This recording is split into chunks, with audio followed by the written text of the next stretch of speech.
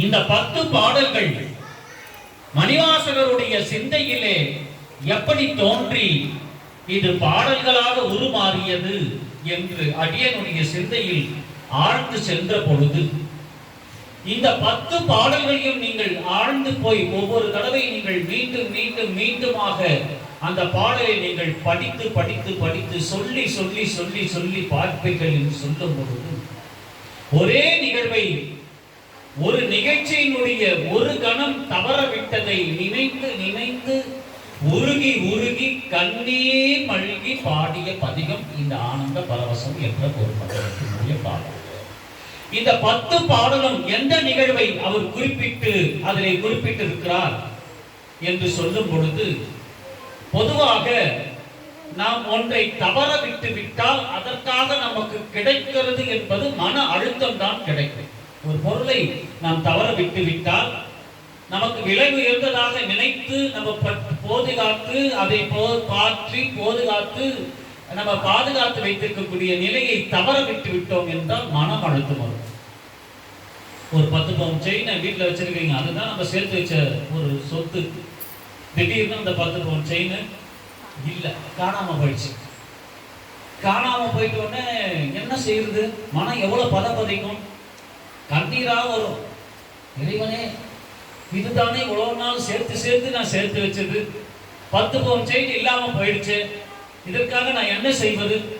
அப்பதான் உண்மையான பக்தி மேலும் சிவபெருமானே எப்படியாவது எனக்கு கொடுத்துடு. நான் ஞாயிற்றுக்கிழமை திருப்பரங்குறை போது நான் உண்மையான அடியாரா இருந்தா, நான் திருவாசகத்தை கேட்கிறோன்னா இருந்தா இந்த 10 பவுன் செயின் எப்படியாவது எனக்கு நீ கிடைச்சது மாதிரி செஞ்சு. இந்த பக்தியானது மேலே அப்பதான் உண்மையான சரணாகதி. நம்மால் இனிமேல் ஒண்ணுமே முடியாது, இறைவன் எழுந்து அருள் புரிந்தால் மட்டுமே இந்த கருணை கிடைக்கும், இல்லை என்றால் கிடைக்காது என்று ஒரு நிலை வந்த பொழுது முற்றிலும் நம்மை சரணாகதி ஆக்கக்கூடிய தன்மை. அந்த சரணாகதியில் கூட ஒரு சுயநலம் இருக்கும்.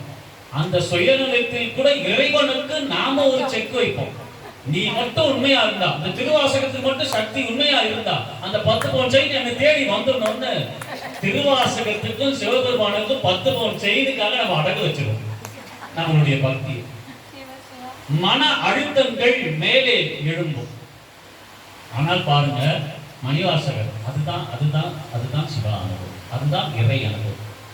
மணிவாசகர் திருப்பெருந்துறை என்று சொல்லக்கூடிய ஆவுடையார் திருத்தலத்திலே, அம்மா நீங்க வந்து அப்படி உட்காந்து உங்களால் ஆப்ரேஷன் பண்ணி அப்படி சாஞ்சு உட்காந்து ஐயா சேட்டை அப்படி அப்படி உட்காந்து அம்மா சேர் போடுங்க, நீங்க மேலே உட்காந்து அங்கே போய் மேலே உட்காந்து.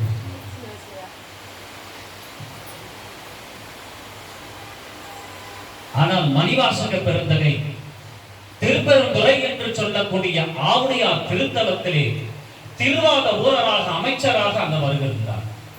அமைச்சராக வந்தவரை குருந்தவர காட்டுக்குள்ளே இருந்து சிவபெருமான் செவி வழியாக ஒரு மந்திர சொல்லை சொல்லி, நமசிவாயம் என்ற ஒரு மந்திரத்தை சொல்லி இழுத்து தன் வசப்படுத்தி கண்ணாலே அவரை காட்டி தான் வந்திருப்பது யார் என்று உணர்த்தி ஸ்பரிச தீட்சையும் கொடுத்து முழுமையாக தன்னை ஆட்கொண்டு அவரை தன் வசப்படுத்தி முழுமையாக ஆட்கொண்ட பிறகு கனப்பொழுது அங்கே இருந்து எல்லாம் மறைந்து விடுகிறது. கண் திறந்து பார்க்கிறார் திருவாத ஊரார். அந்தவர் உருவிலே வந்த அந்த குரு வடிவம் இல்லை, திருவடி இல்லை, அடியார் திருக்கூட்டம் இல்லை. தன்னை தனிமைப்படுத்தி விட்டதை போல ஒரு உணர்வு அவருக்கு ஏற்படுகிறது. இந்த தனிமைப்படுத்தப்பட்ட ஒரு உணர்வு மேலோங்கி எழ எழ எழ தவறவிட்டதாக நினைத்து நாம் வருத்தப்பட்டு மன அழுத்தங்களை பிறக்கக்கூடிய உலக இன்பம் தவறவிட்டதாக மணிவாசகர் நினைத்து கிடைக்கப்பெற்ற இறை அனுபவம் ஆனந்த பரவசமாக அவருடைய உடம்பில் முழுவதும் பரவியது.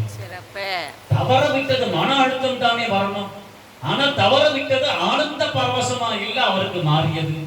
அந்த ஆனந்த பரவசத்தை தான் மணிவாசக பெருந்தகை எப்படி கிடைத்த இந்த அனுபவம் அவருக்கு ஆனந்த பரவசமாக மாறியது.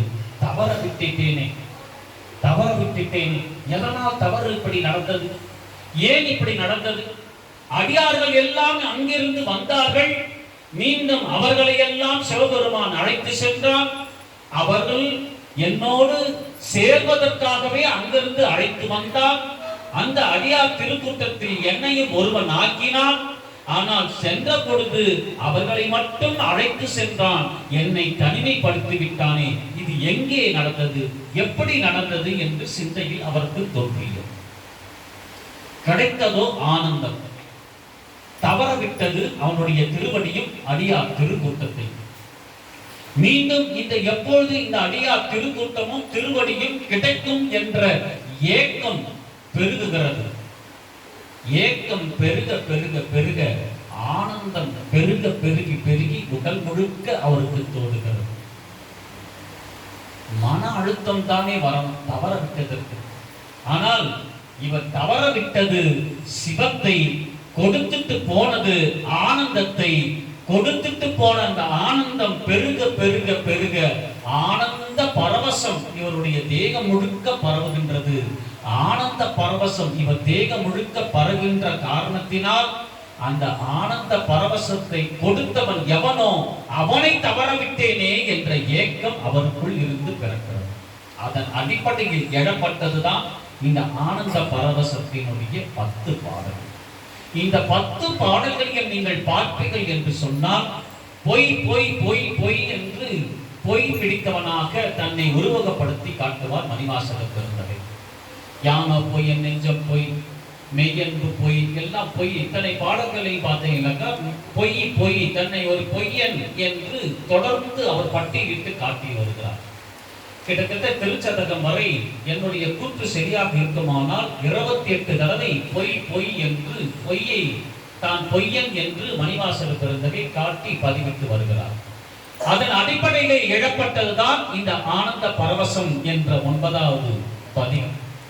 அந்த 9வது பதிகத்தினுடைய 3வது பாடல் மீண்டும் ஒரு வார்த்தைகளாக சொல்ல முடியும்.